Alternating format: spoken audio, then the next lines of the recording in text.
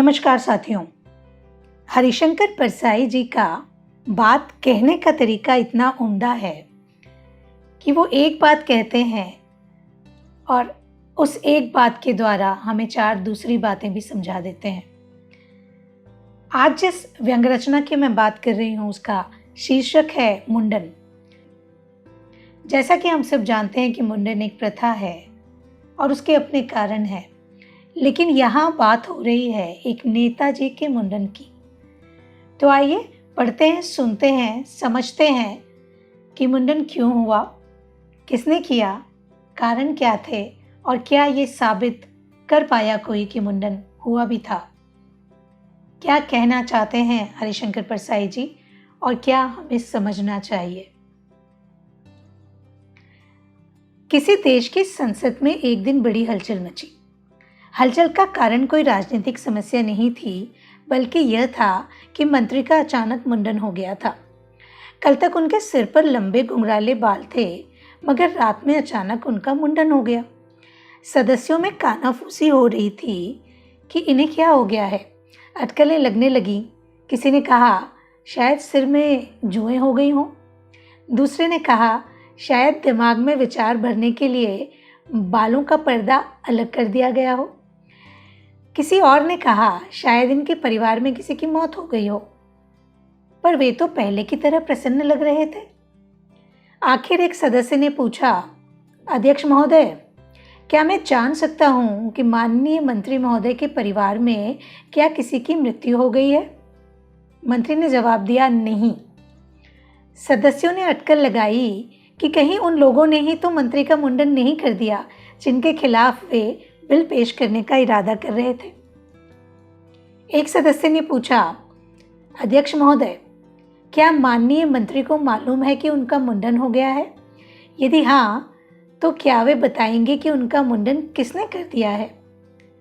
मंत्री ने संजीदगी से जवाब दिया, मैं नहीं कह सकता कि मेरा मुंडन हुआ है या नहीं। कई सदस्य जोर से चिल्लाए, हुआ है, सबको दिख रहा है। मंत्री ने कहा, सबको दिखने से कुछ नहीं होता, सरकार को दिखना चाहिए। सरकार इस बात की जांच करेगी कि मेरा मुंडन हुआ है या नहीं। एक सदस्य ने कहा, इसकी जांच अभी हो सकती है।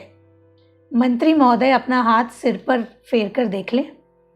मंत्री ने जवाब दिया, मैं अपना हाथ सिर पर फेर कर हरगिज नहीं देखूंगा। सरकार इस मामले में जल्दबाजी नहीं करती, मगर मैं वायदा करता हूं कि मेरी सरकार इस बात की विस्तृत जांच करवाकर सारे तथ्य सदन के सामने पेश करेगी। सदस्य चिल्लाए, इसकी जांच की क्या जरूरत है? सिर आपका है, हाथ भी आपके हैं। अपने ही हाथ को सिर पर फेरने में मंत्री महोदय को क्या आपत्ति है? मंत्री बोले, मैं सदस्यों से सहमत हूं कि सिर मेरा है और हाथ भी मेरे हैं, मगर हमारे हाथ परंपराओं और नीतियों से बंधे हैं। मैं अपने सिर पर हाथ फेरने के लिए स्वतंत्र नहीं हूँ। सरकार की एक नियमित कार्यप्रणाली होती है। विरोधी सदस्यों के जवाब में आकर मैं उस प्रणाली को भंग नहीं कर सकता। मैं सदन में इस संबंध में एक वक्तव्य दूंगा। शाम को मंत्री महोदय ने सदन में वक्तव्य दिया। अध्यक्ष महोदय, सदन में यह प्रश्न उठाया गया कि मेरा मुंडन हुआ है या नहीं। यदि हुआ है तो किसने किया है? ये प्रश्न बहुत जटिल है और इस पर सरकार जल्दबाजी में कोई निर्णय नहीं दे सकती।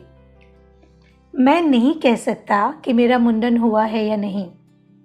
जब तक जांच पूरी न हो जाए, सरकार इस संबंध में कुछ नहीं कह सकती।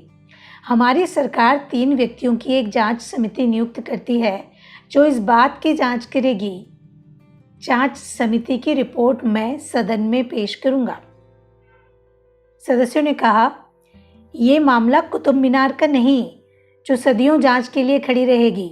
यह आपके बालों का मामला है जो बढ़ते हैं और कटते रहते हैं। इसका निर्णय तुरंत होना चाहिए। मंत्री ने जवाब दिया, कुतुब मीनार से हमारे बालों की तुलना करके उनका अपमान करने का अधिकार सदस्यों को नहीं है। जहां तक मूल समस्या का संबंध है, सरकार जांच के पहले कुछ नहीं कह सकती। जांच समिति सालों जांच करती रही। इधर मंत्री के सिर के बाल बढ़ते रहे। एक दिन मंत्री ने जांच समिति की रिपोर्ट सदन के सामने रख दी। जांच समिति का निर्णय था कि मंत्री का मुंडन नहीं हुआ था। सत्ताधारी दल के सदस्यों ने इसका स्वागत हर्ष ध्वनि से किया। सदन के दूसरे भाग से शर्म शर्म की आवाजें उठी, ऐतराज उठे, यह एकदम झूठ है, मंत्री का मुंडन हुआ था। मंत्री मुस्कुराते हुए उठे और बोले, यह आपका ख्याल हो सकता है, मगर प्रमाण तो चाहिए। आज अगर आप प्रमाण दे दें तो मैं आपकी बात मान लेता हूँ। ऐसा कहकर उन्होंने अपने घुंघराले बालों पर हाथ फेरा और सदन दूसरे मसले सुलझाने में व्यस्त हो गया। सुनिएगा और समझिएगा कि सदन में ऐसे बहुत सारे मामले होते हैं जिन पर त्वरित ध्यान देने की ज़रूरत होती है, लेकिन यदि सत्ताधारी पार्टी चाहे तो उन पर कमेटियां बिठाकर सालों निकाल सकती है।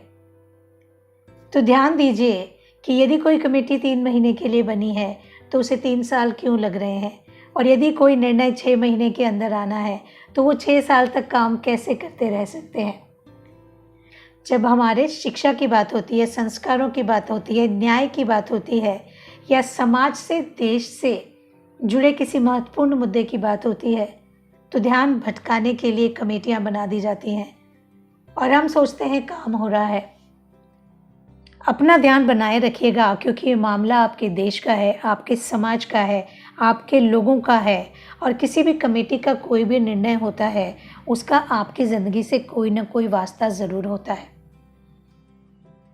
बोलते रहिए, व्यक्त करते रहिए यदि कुछ भी आपको बुरा लगता है, यदि कुछ भी ऐसा होता है जो गलत है, क्योंकि दुर्जनों की सक्रियता नुकसान तो करती है, पर सज्जनों की निष्क्रियता भी बहुत ज़्यादा नुकसान करती है। और मैं ये मानती हूँ कि आप जो सब मेरे साथ इस रचना को सुन रहे हैं, पढ़ रहे हैं, गुन रहे हैं, सज्जन तो हैं, तो अपनी सज्जनता का परिचय दीजिए, सक्रिय हो जाइए, क्योंकि यदि समाज बदलना है, देश बदलना है, तो कहीं ना कहीं से शुरुआत तो करनी होगी। ऐसी ही किसी रचना के साथ आपसे फिर मुलाकात होगी। तब तक के लिए अपना ध्यान रखिएगा, अपने विचार साझा करते रहिएगा, और ऐसी ही दूसरी रचनाओं को साथ पढ़ने के लिए, सुनने के लिए सब्सक्राइब ज़रूर कर दीजिएगा, और अच्छी लगे तो लाइक भी करिएगा।